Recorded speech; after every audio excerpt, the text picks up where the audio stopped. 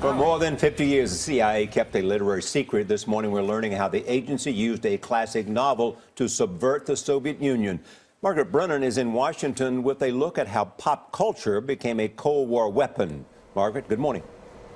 Good morning to you. Well, the Cold War was a clash of ideology as much as empire, and according to 130 newly declassified CIA documents, the agency adopted some unusual tactics to infiltrate the Soviet Union, including covertly publishing copies of banned literary works like Dr. Zhivago by Boris Pasternak. The novel written by Boris Pasternak, Dr. Zhivago, and the 1965 film adaptation tells the story of Yuri Zhivago, a poet whose faith and creativity is squashed during the Russian Revolution of 1917, which helped bring the communists to power.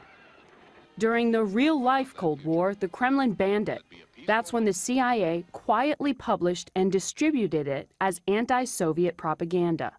A recently declassified CIA memo excerpted in the soon-to-be-published book The Zhivago Affair explains their intent.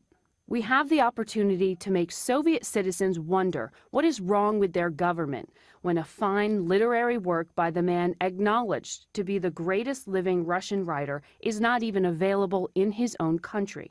There's nothing that the Kremlin hated more than this particular book. In order to avoid detection, the CIA asked the Vatican to secretly hand out copies to thousands of Soviet citizens at the 1958 World's Fair. It was an extremely effective CIA campaign. I mean, the propaganda value was immense. All over Russia, word of Pasternak's work started being talked about. It was being smuggled in. The so-called Zhivago Affair was only one example of how the U.S. government used art or culture to undermine the Soviet Union. In the early 50s, a young Ronald Reagan promoted Radio Free Europe. The crusade for freedom is your chance and mine to fight communism. Paid for by the U.S. government, it broadcast American culture and music to people inside the Soviet bloc. Another program paid jazz musicians to tour and perform to showcase the creativity and glamour of American artists.